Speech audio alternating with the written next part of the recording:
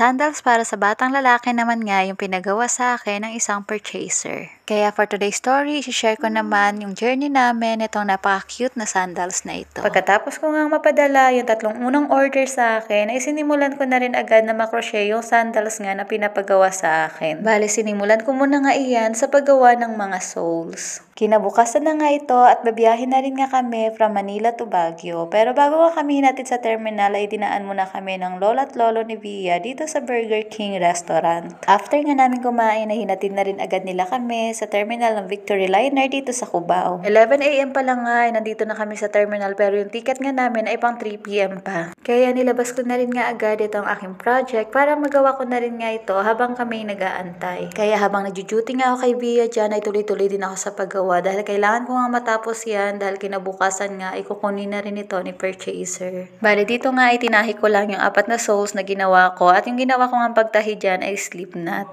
Maya-maya nga'y nakaramdam din ako ng antok kaya nagpabili muna nga ako ng kape sa asawa ko. At nung nakatulog na nga si Via ay binigay ko muna siya sa aking asawa para nga mas matutukan ko na rin itong aking pagko-crochet. At sa point nga na ito ay nagdagdag pa nga ako ng isang single crochet sa gilid nitong sole. At pagkatapos ko nga madagdagan ng isang single crochet, ito na nga yung kanyang naging result. Tapos na nga dito yung dalawang sole at strap na lang nga yung kailangan ko pang gawin. Nilagyan ko muna nga ito ng tanda para sa strap naman na aking gagawin. Fast forward nga tayo at mga alas 3 na rin nga ito ng hapon kaya nagsimula na rin ngang umalis itong bus na aming sinasakyan. Deluxe bus nga itong nasakyan namin kaya estimated na yung 6 hours nga na biyahe namin ay magiging 5 hours na lang ngayon. Sa kasagsagan nga ng aming biyahe ay tinuloy ko na rin yung pagko-crochet dito sa loob ng bus. Ang plano ko nga sana ay matulog na lang muna ako pero sa dami ko atang nainom na kape ay hindi talaga ako nakatulog. Since 5 hours nga yung biyahe namin at medyo maliwanag pa din kaya nga tinapos ko na rin itong mga strap at habang si Via nga ay tulog na rin kaya binalik ko na rin siya sa kanyang tatay. Strap din lang nga yung nagawa ko dito sa loob ng bus kaya naisip ko nga pagdating na lang namin ng Baguio bago ko gagawa nito ng design. Alas 8 na nga ito ng gabi at malapit na rin nga kami sa Baguio City. Pagdating nga namin after namin mag-dinner at naasikaso ko na rin si Via ay binalikan ko na rin para matapos ko na rin nga itong sandals na aking ginagawa. At sa point nga na ito ay gumawa lang ako ng 2 bare head na suggestion din nga ng aking asawa para pandagdag design sa sandals. At salamat nga sa Diyos dahil natapos ko na rin ito kaya kinaumagahan nga ay agad ko na rin itong kinuhaan ng mga video at larawan dito sa labas.